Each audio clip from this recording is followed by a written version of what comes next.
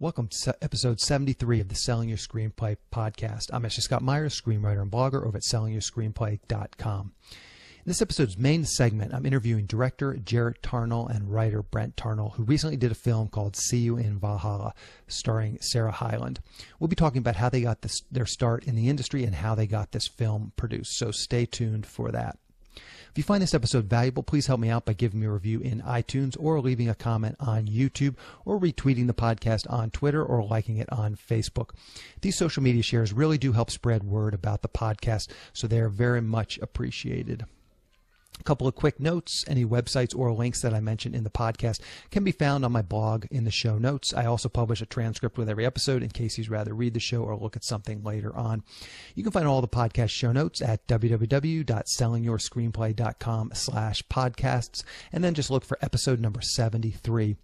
Also, if you want my free guide, How to Sell a Screenplay in 5 Weeks, you can pick that up by going to sellingyourscreenplay.com/guide.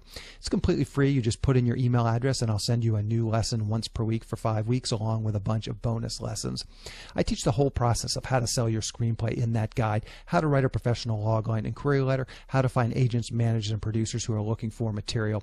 Really is everything you need to know to sell your screenplay. Just go to sellingyourscreenplay.com/guide.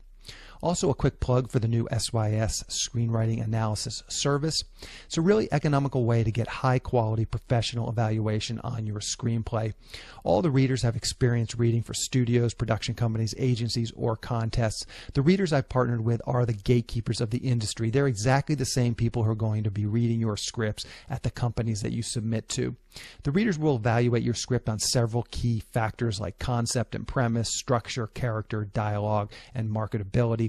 Every script will get a grade of pass, consider, or recommend. And I'm also offering a bonus. If you get one recommend from a reader, you get a free email and fax blast to my list of industry contacts.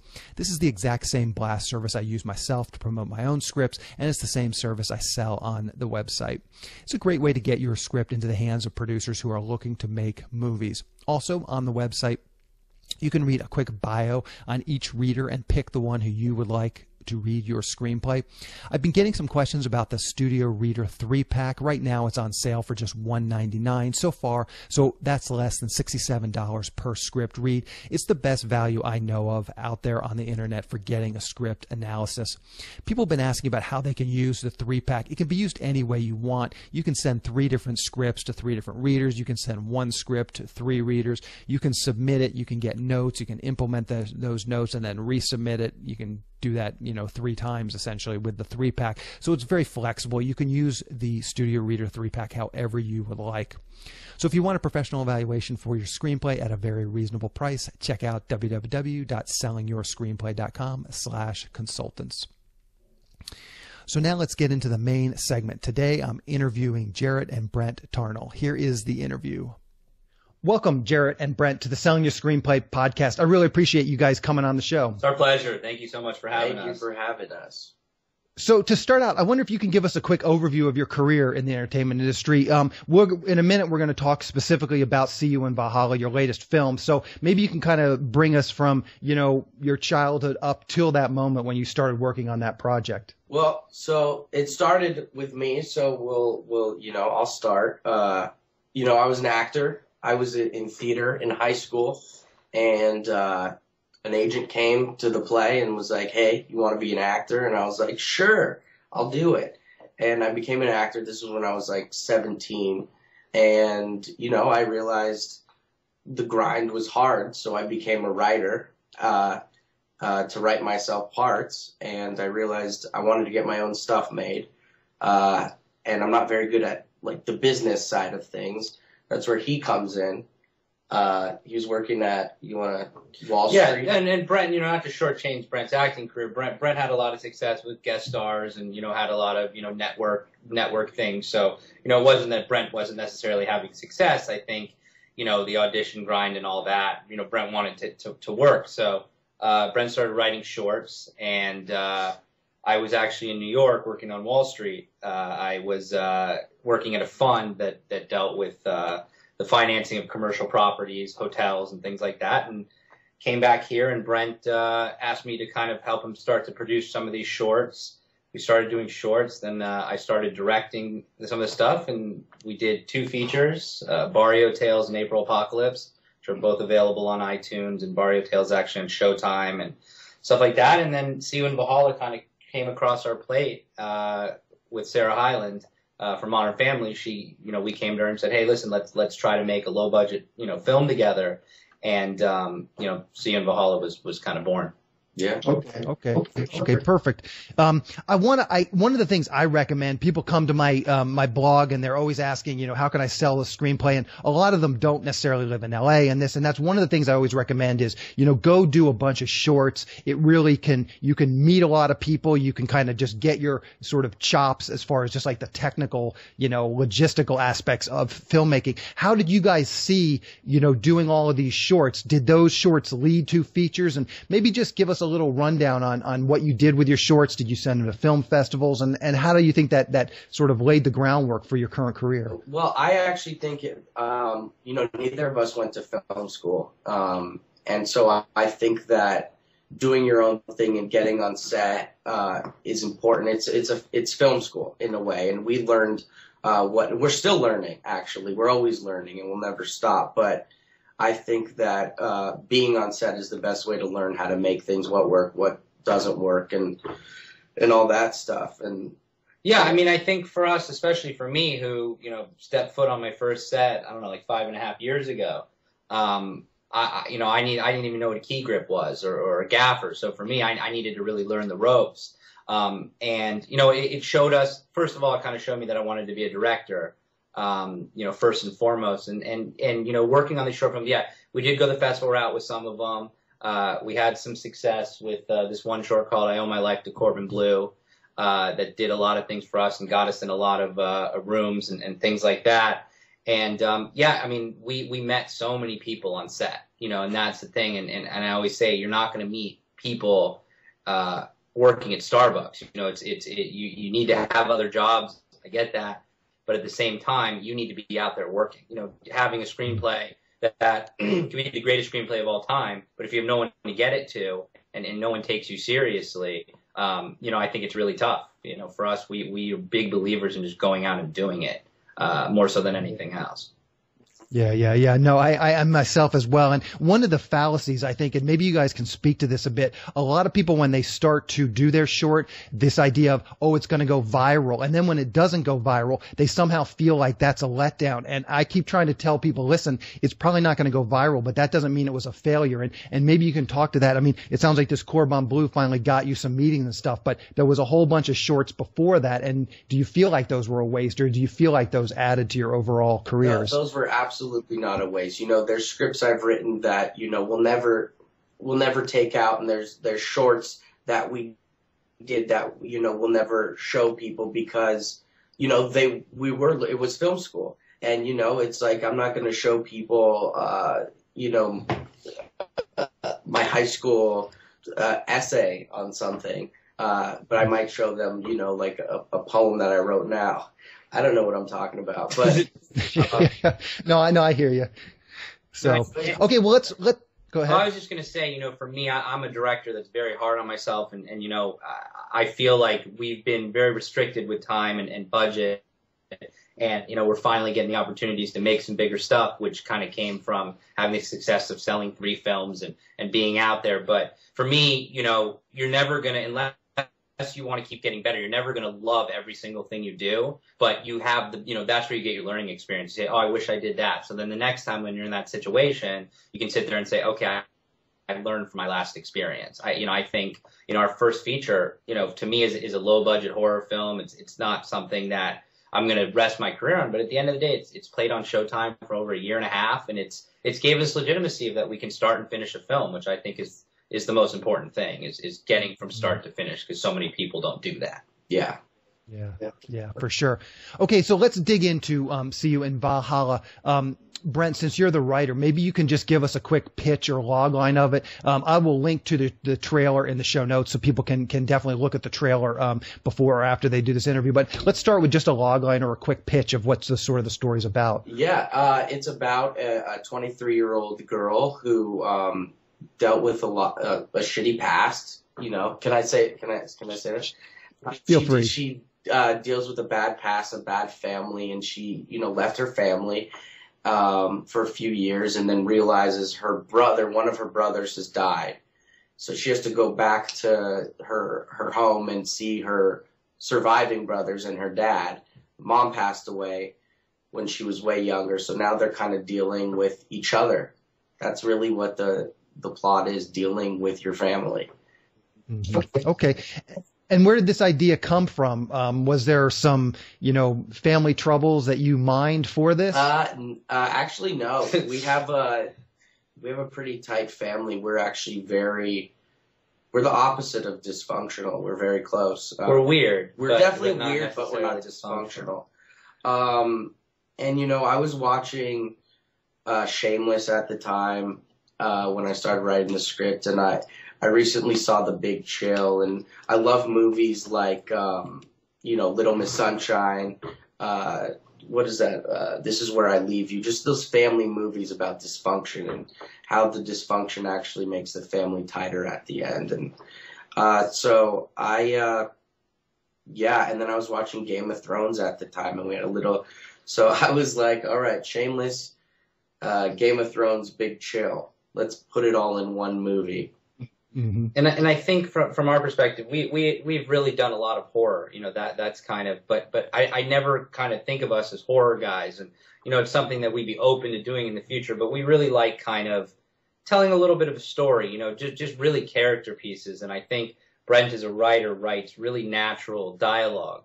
And as a director, that really helps me get really natural, organic performances. So this is an opportunity to just say, hey, we don't want to do a horror film. We want to do something that we enjoy, even though it's depressing at times or whatever. But at the end of the day, it's a happy ending, and that's the type of stories we like to tell. Not spoiler alert, but that's important to us that we get to make stuff that we would watch and that we enjoy. Yeah, and Jarret does a good job he has his way of, especially in this movie, where it looks like whoever's operating the camera is kind of spying on this family. It feels really organic, where you feel like you're watching this family right in front of you, or you feel like it's your family. And it's uncomfortable. That's there really are parts of the movie that are uncomfortable. Yeah. Yeah.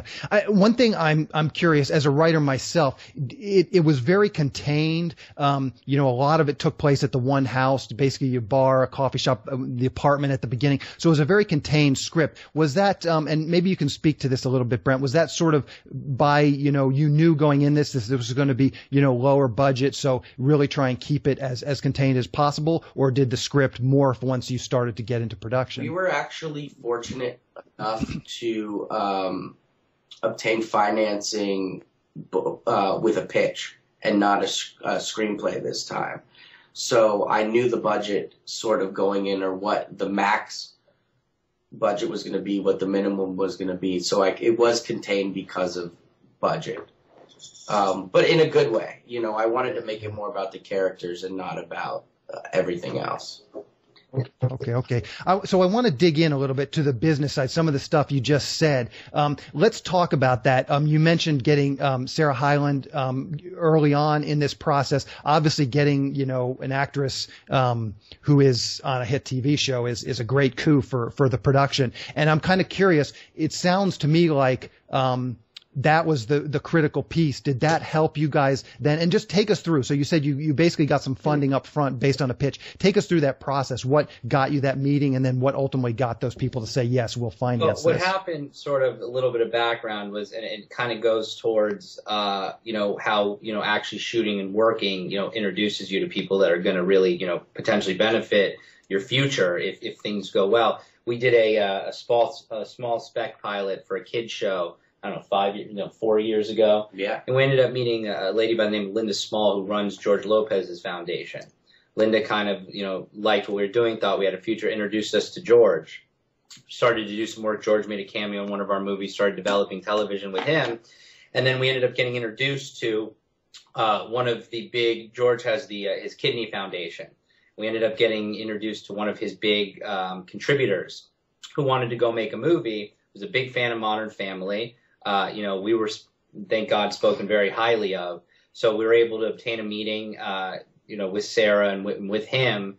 And, he basically said, I want to support you guys. I think you guys have a good future. I want to work with Sarah. And so he basically, it wasn't a ton of money in the grand scheme of things, but it was enough to make a movie that we felt, could get out there, in that sense. And then it kind of turned into, let's come up with a story idea. And then we pitched that. He liked it. And, it was kind of, it was pretty seamless. For this. Linda Small has been someone who's really helped us in this situation. She introduced us. She kind of set the whole thing up, and then she's like, I trust you. You guys take it from here. And it's such a small world because Sarah's the youth ambassador of the George Lopez Foundation, so it kind of just all came full circle, and we're like, yeah, let's all do something together type situation. And the executive producer's name is Michael G. Wilson, who financed the film. So I want to make sure to mention his name because, he's really helped us out. Yeah, and we've been able to. I think with my financial background, especially when we're in the smaller budget range, has helped us sort of put together a model that works. That we've been able to be profitable in our first two films. So it gives us a bit of a track record. So we can say, hey, this is what we shot this film for. This is around what we made. So that definitely helped us in raising the financing on this one, too, because we were able to kind of, credit the business of it on top of just the creative side. And going to that, I think it's very important for people to understand that, whether you're getting $10,000 or you're getting, $10 million, it's in the grand scheme of things, a lot of money, and you need to respect that and understand that money's really hard. Getting anybody to write a check is tough. Getting promises, which, you're a screenwriter, people promise you the world, but actually getting that check is really important. Yeah, truer words have never been spoken. So let's talk about that relationship with Sarah Hyland for a minute. Back us up. I mean, I noticed she was in, I think, April Apocalypse. You said she was part of this George Lopez Foundation. So back us up, because it seems like that was a critical component to getting this investor on board. So just back us up. You don't think it was? No, I was actually I've been friends with Sarah for about 6, almost 7 years now. Through the acting circle, we have a lot of mutual friends, and we just earned a respect for each other. She's like, oh, you're a great writer, and she, I've always wanted to work with her and be like, we should do something. We're friends. We both are doing stuff, and she's like, I'd love to produce a film, and so we're like, let's figure something out, and we'll do it. So we're very close friends. Okay.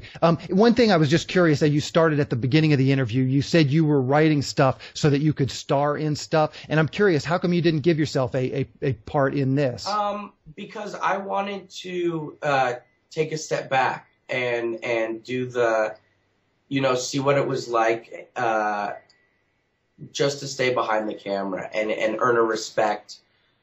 See what it also helps as an actor watching other actors do things. So I learned a ton from, like Michael Weston and Steve Howie and Brett Harrison and Sarah, who I've been friends with who I've been fans of, a fan of for a very long time. So it would, to put myself out of it was kind of a great learning experience. And I just wanted to play writer on this one and producer. And okay. Yeah. And take us through, I mean, the entire cast, obviously Sarah was great, but the entire cast is really excellent. And so take us through some of that process. Now I'm starting to get kind of this picture, you've been acting for years and have had some success. And so a lot of actors. Were most of the actors also people that you knew, or did you just cast them? You hired a casting director, did auditions?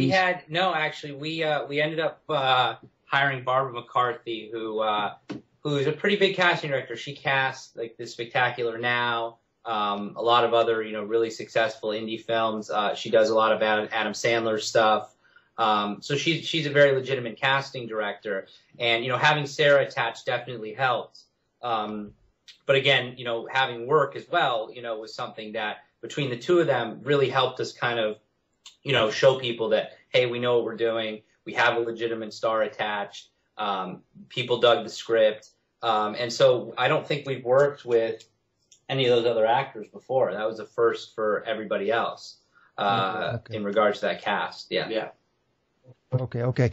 One other question, just going back to the casting of Sarah. I've had a lot of friends that are, actors, producers, directors, whatever. They have a relationship with an actor, and the actor, they're friends with the actor, and the actor's like, oh yeah, sure, I'm happy to be in your movie, and then just give my agent a call, and they'll work out the details, and then you call the agent, and it's a totally different story. Was there ever any kind of problems like that? Where your relationship with Sarah was strong enough that didn't become an issue? Well, yeah, I never wanted to cross that line until I was ready as a filmmaker to actually ask.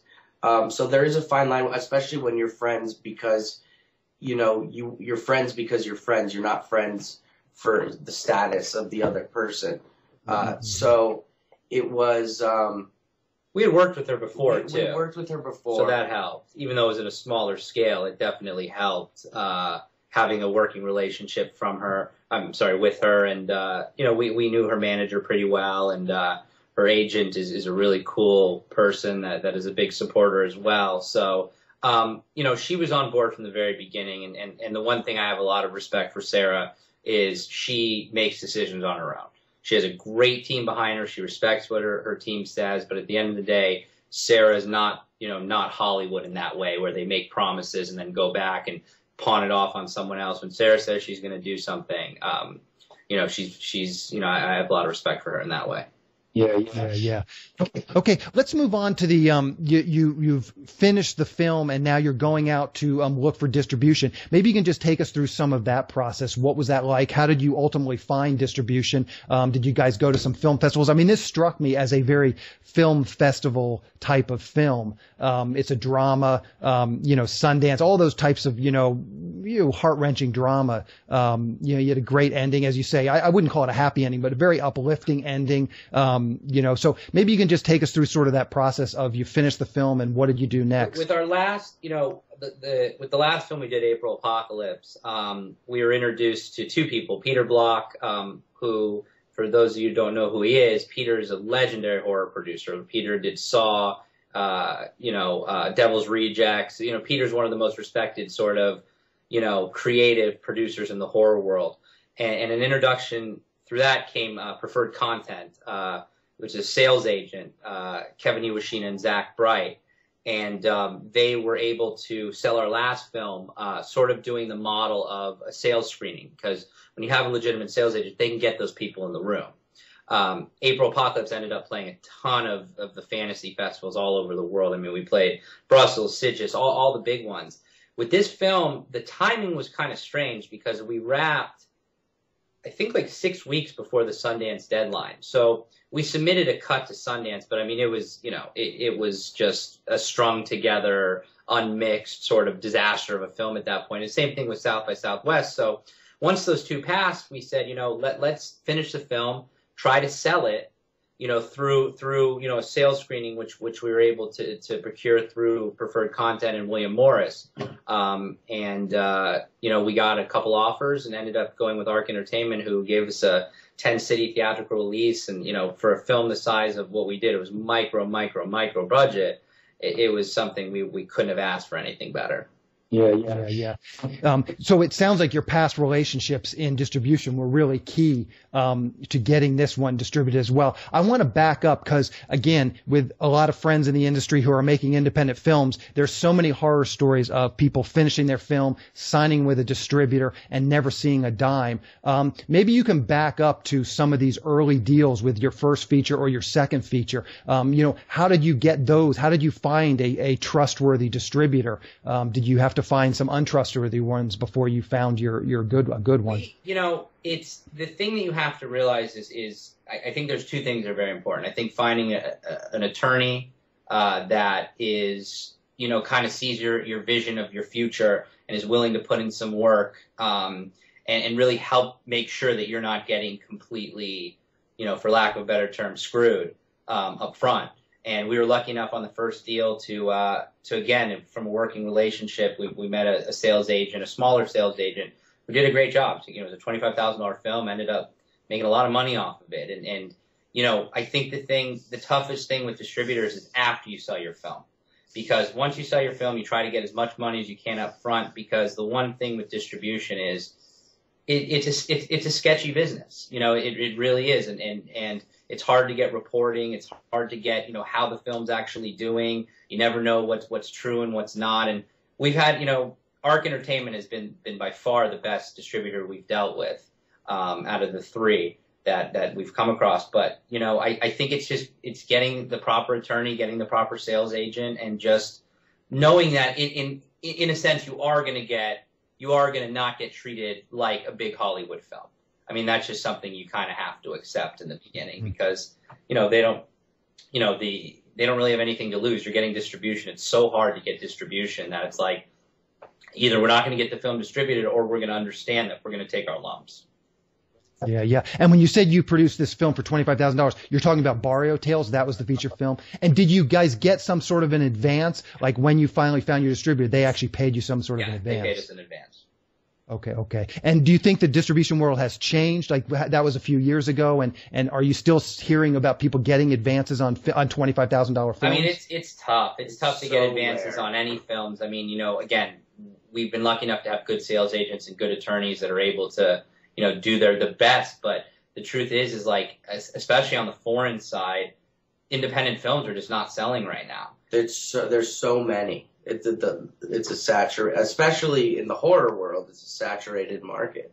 But with a film like this, with See You in Valhalla, we got lucky because, truthfully, I mean, most of these films, like you mentioned, play festivals and then sell. And, we were lucky enough to find a distributor that said, hey, listen, we don't care that you guys haven't played a festival at this point. We want the film. We want to release it quickly. We want to put some money behind the marketing of it. And we said, why wait another, 6 months to try to go to South by or Sundance when, we may not get the total exposure that you get from going to one of those things, but we want to keep moving on. We want to move on to the next. We don't want to sit with projects for years and years. We want to get it out there if we can get it out there. And I think dwelling on a small film and thinking that is the end all be all is a mistake if you really want to grow in this business. Yeah, for sure. I just want to touch on one thing you just said. You said, getting a good lawyer. Let's talk about that for a minute. Now, is getting a good lawyer mean finding someone who's willing to work for back end? I mean, on a script, on a budget of $25,000, you're not going to find, at $300 an hour. You're going to need a lawyer who's basically willing to take some back end payment. Well, Barrio Tales was a different circumstance. That's just, we didn't have the attorney we have now. We were lucky enough where our sales agent, who turned out to become a good friend, was an attorney as well, so he handled that. With the stuff we have now, we have a lawyer that represents us like an agency would, one of the bigger law firms that we kind of, again, got introduced to through our work. He had seen April Apocalypse in an early cut. He really dug it. He said, hey, he's a younger guy at a big firm. And he said, I believe in you guys. I want to represent you. And, I think it's tough. It's not easy to necessarily get a lawyer that is going to jump on that early and really do a ton of work for not a lot of money at that point. So it's hard. It's like anything else. I mean, nothing's easy. It's not easy to find an agent. It's not easy to find a lawyer. It's not easy to find a manager. But I think and if you can't find somebody that's going to represent you on a percentage basis, you got to save some money in your budget, or you're just going to get, these contracts when you first get them, these distribution contracts are so constricting and just are basically meant to, if someone's dumb enough to sign it, the distributor rules your life. And, they're long negotiations to get it to a point of where it's fair. So I think it's something you need to budget for if you can't, if you don't have the attorney that represents you. Okay. Yeah, solid advice. So let's talk about what's next for you guys. What are you guys working on now, and what do you see sort of in the future? I'm working on a musical comedy that's untitled right now, and I can't really say much about it at the moment because we're negotiating some stuff. But are you a musician as well? I'm not. I like music a lot. We both like music. Yeah. And, I wanted to tell a story that was similar to mine. But, I think the the struggling writer thing has been overdone. So I was like, you know, why not be a rock star in this one? It's an option property at this point, and we've teamed up, and the producers that did it are music guys, big time music guys. So they're the ones that are kind of going to be, writing music and doing a lot of that stuff. So, and this is our first movie where, the budget is going to be much higher, and, we have the financing opportunities are there, and it's something we hope to shoot in the next, 6 to 8 months. But it kind of, again, it's every single time our budgets have grown a little bit, and we've proven what we can do. And I can't, for us, everybody has different paths. For us, we're true believers in just going out and doing something, especially nowadays. You can, you can rent a 5D or 7D for an iPhone for $30, $30 a day. And you can go out and shoot something. The truth is, if you're good enough at telling a story, and you're good enough at being able to get your point across, you'll have a chance. It's a tough business, as you know, as a screenwriter. It's not a business that, if you don't love it and you don't like being on set, you don't like getting, your hands dirty, go do anything else. Yeah. Literally go do anything else, because you'll have an easier time, doing that. Yeah. It's definitely not about the money. At the end of the day, there's a few people making, millions of dollars, but most of the people in the trenches are just, making a living and working really hard at that. So let's talk about See You in Valhalla. How can people see it? When is it coming out? Where will it be available? It's, April 24th. It'll be available in theaters in all the major cities, Los Angeles, New York, Miami, Chicago, limited theatrical. So that means usually about one theater in all those areas playing for a week. There's somewhere in the middle of America you can go see. Yeah, there's a few, and I think Minnesota, and there'll be lists.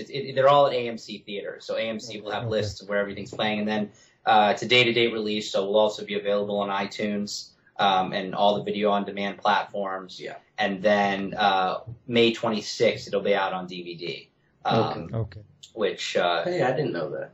Nice. Which DVDs are a dying breed, but it's a nice thing to have your film on. So it's available on a lot of platforms.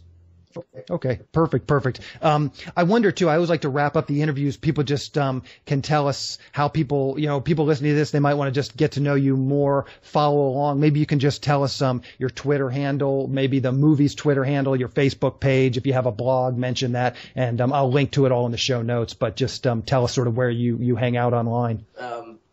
Personally, I'm at Tomahawk Tarnol on Twitter, spelled the real Tomahawk and the real Tarnol. Okay. And then we're at Tarnol Bros on Instagram. And then the film, the Facebook is See You in Valhalla, obviously. Twitter, I think it's See You in Valhalla, but with the letter U and not the word U. Yeah. So See You in Valhalla. I'll double check. I'll figure it out, and I'll link to it in the show notes, and people can just go to the show notes, click straight over. So website is which is being updated right now is Tarnol Group Pictures allspelledout.com. Okay. Perfect. As I said, I'll get all that stuff rounded up. I'll put it in the show notes. Guys, this has been a great interview. I've learned a lot, so I'm sure the listeners will learn a lot as well. I really appreciate you guys coming on and talking with me today. Thank you so much, Ashley. We appreciate it. Thank you. Good luck with your film, guys. Thank you. A quick plug for my email and fax blast service. I'm running a special right now where you can purchase 1/3 of the blast for a little more than $50. The total list is around 6,000 contacts, so this first 1/3 is about 2,000 contacts, so still a solid number of producers to send your logline inquiry letter to. I've done this just to lower the barrier to entry so that people can check out the blast without having to invest a whole lot of money up front. One thing that hasn't changed, I still require that you join SYS Select, which at the time of this recording is just $24.99 per month. The reason I require this as part of the process is that I'm going to personally look at your login and query letter and help you make them as good as possible. This is really for everyone's benefit. I want to make sure that the query letter and log lines are well written before I send them out to my list. The people receiving these email queries can unsubscribe to these blasts, so sending out a bunch of half-baked query letters will just burn the list up, which hurts everyone who might ever want to use this service in the future, which includes myself since I use it to promote my own scripts. So I just want to make sure that these logins and query letters are well written. And in addition, you getting my feedback is going to help the response rate. So you're going to get more people requesting your script if you actually let this process work. And the process is pretty simple. Once you join SYS Select, you put your logline into the SYS forum. I'll give you notes, and then you'll do the same thing with the query letter. We'll bounce it back and forth. And almost always, I mean, there have been a few exceptions where people come to the forum with, polished loglines, polished query letters, and there's very little to do. But in almost every case, I feel like I can help people with their logline and query letter, and there's some bouncing back and forth. So this is just a great thing for you to get a greater response rate from the blast that you do. So the 1/3 blast plus 1 month of SYS Select is just $78, and that's a blast to more than 2,000 industry producers. It's really never going to get any cheaper than this. So if you ever wanted to try out this email and fax blast service that I offer and that I also use myself, just go to sellingyourscreenplay.com/blast. In the next episode of the Selling Your Screenplay podcast, I'm going to be interviewing screenwriter and director Kamal Hamed. He's one of the original Jerky Boys and is now a screenwriter and director. He just made a movie called Laugh, Kill or Laugh. So we'll dig into that film and we'll figure out exactly how he got that one produced. So keep an eye out for that episode next week. To wrap things up, I just want to touch on a few things from today's interview. It seems like a lot of people who I interview on the show really started making headway with their careers by going out and making their own low-budget film or even films. I would really urge you to not only go and watch See You in Valhalla, but track down their other films, April Apocalypse and Barrio Tales. What they're saying really rings true for me. These low-budget films don't have to be runaway successes to help get your career going. They just have to be profitable, or even if they're not profitable, they just have to be halfway decent. People will see them.